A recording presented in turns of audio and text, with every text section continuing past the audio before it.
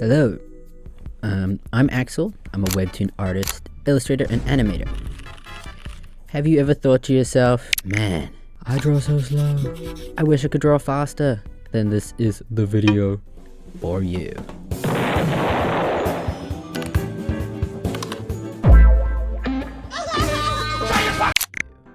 I've heard many times from my friends that I draw relatively quickly, so this is the video explaining how I go about doing that.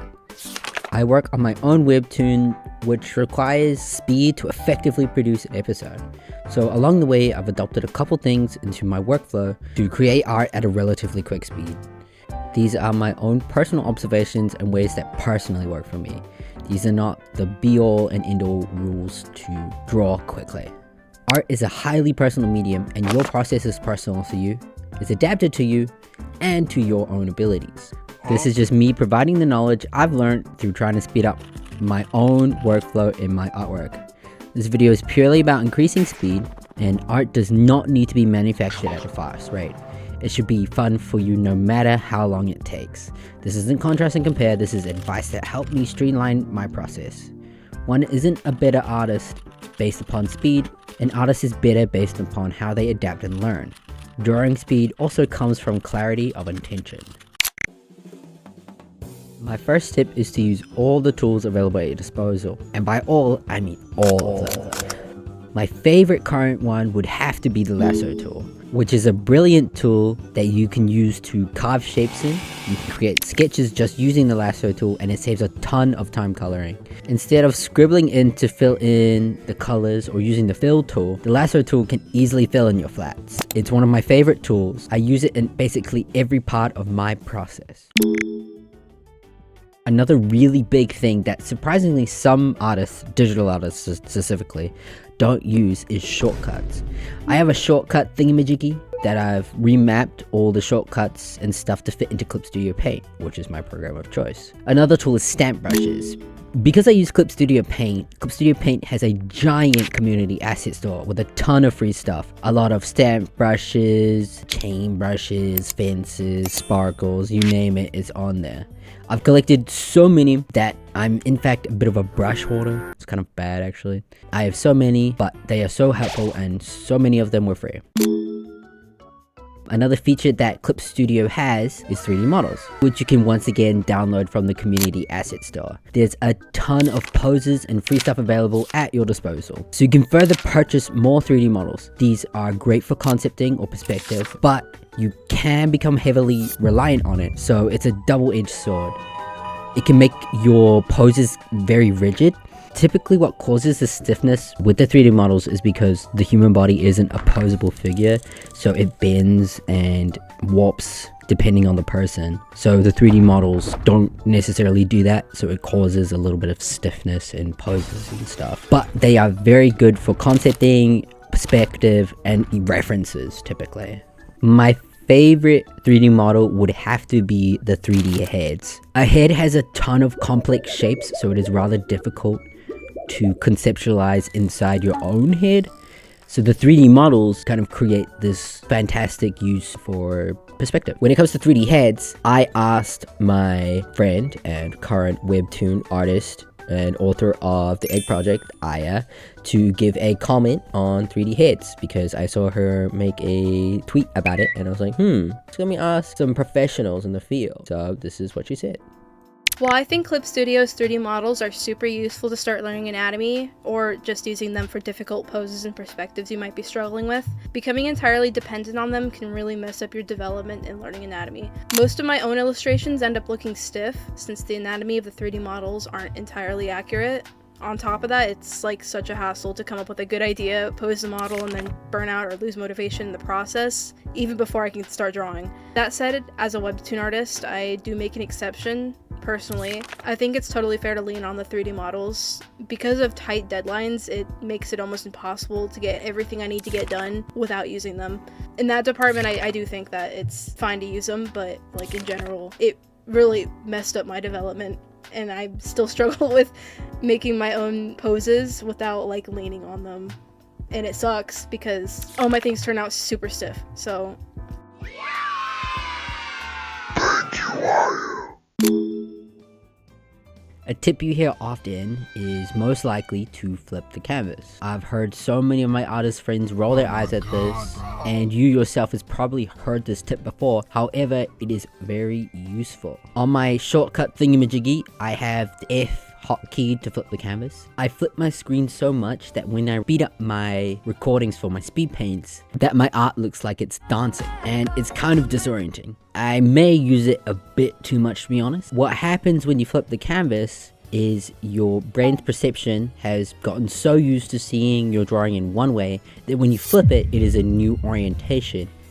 You know, sometimes when you're drawing a face straight on and you flip it, and then suddenly the eyes are like cross-continental. It's like that. Have a Jumbotron tablet or a screen tablet in general. You can flip the screen so that what you were working on is now on the other side. Say for example, you're drawing the right eye. Instead of moving your whole arm across the screen, you just flip the canvas and boom, it is now the left eye on the right side. It's great because you don't have to move your whole arm. But once again, this is another double-edged sword. You will zoom in and out a lot trying to flip the canvas without moving your arm. You forget to look at the entirety of your piece. I've used Clip Studio for many years, I think since like 2016. And I kind of consider myself a bit of a wizard in the program. I really like to learn the limits of a program and where it could take me, especially with a creative software like Clip Studio Paint, which has so many options and infinite customability in its software. When it comes to Clip Studio Paint, some of the tips I have specifically for that is to use blending modes and color sliders, alright? Digital art is an infinitely flexible medium. Technically, nothing is permanent. Everything's also permanent at the same time. It's, you know, unique in that matter. That's why I love digital art so much. It has a non-invasive process. So with the use of blend modes and stuff, you can add infinite layers within Clip Studio. So I love using multiply or add layers, color sliders, adjustment layers, because sometimes you'll look at a piece and be like, oh, the contrast is a little off here, and you can just slap on a brightness and contrast adjustment layer and fix it because it's easy and you don't have to overthink it. Obviously, it's best to have those skills already. Having that option is extremely helpful.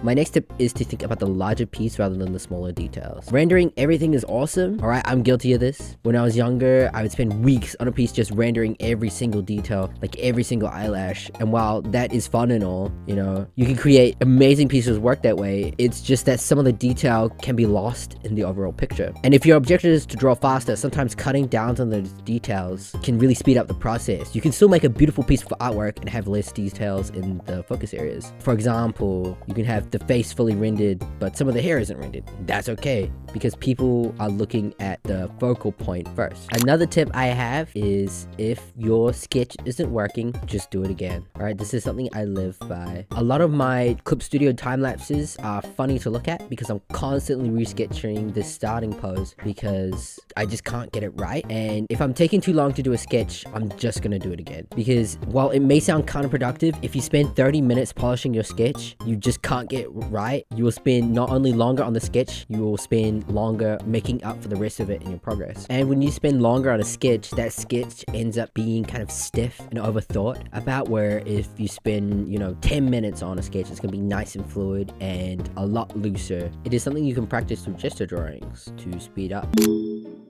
Another tip is to be more confident in your choices. When you're too indecisive, it can be hard to find a good workflow. Digital art is an extremely flexible medium. I am guilty for spending way too long with blending modes. But if you can just run with whatever you're doing, you're not going to second guess yourself. It can speed up the process. You can get a lot of the indecisiveness out with concepting or thumbnailing before you launch into a full illustration. If you spend 5 minutes getting the colors right on a little tiny sketch before going into the full-blown illustration, that can make the difference between spending 20 hours on a piece or spending 10 hours. You know, you can cut your time in half if you thumbnail prior. You can see all your options before you fully jump into a piece. The next one is references. Use references. It's very important and it feels like a no-brainer, but I'm guilty of not using them sometimes. Sometimes I forget, because how are you supposed to draw something you've only seen a couple times? This isn't a memory game, it's art. You're creating stuff based on observations and personal experiences, right? Your imagination. There's only so far your imagination can carry you, so you will need to pull those references out. And sometimes, you know, the references will showcase a text you didn't think of, or you'll come up with a new idea you have once you have a larger range of references, because you can pull from all these observations instead of pulling from your memory of set observation.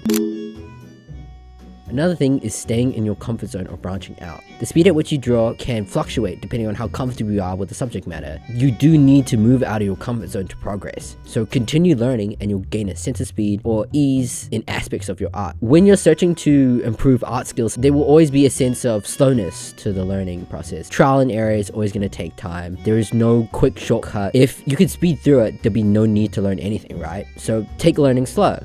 Or what I prefer to do is take every piece of artwork as a learning experience, applying all these speed tricks as well as slowing down when I need to apply new things. Or if I'm trying to apply a new technique I've learned, I'm gonna slow down and do that, then speed up with the rest of my process. Observation is key for figuring out where you lag in certain departments.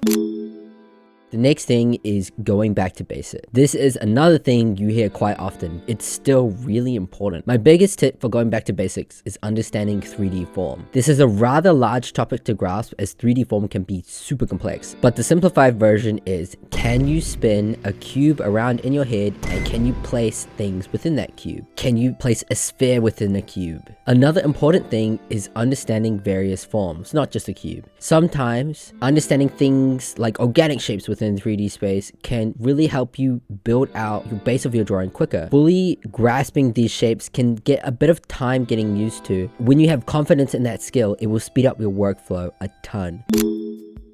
Something artists often tend to neglect when it comes to speed and artwork in general is taking care of yourself. This was brought up to me by one of my friends as I was gathering feedback on the script, and he said, one of the most important art tips that I rarely hear people talk about is taking care of your body. That means getting enough sleep, eat your meals, don't neglect yourself. You can't expect to perform well creatively if you aren't taking care of yourself.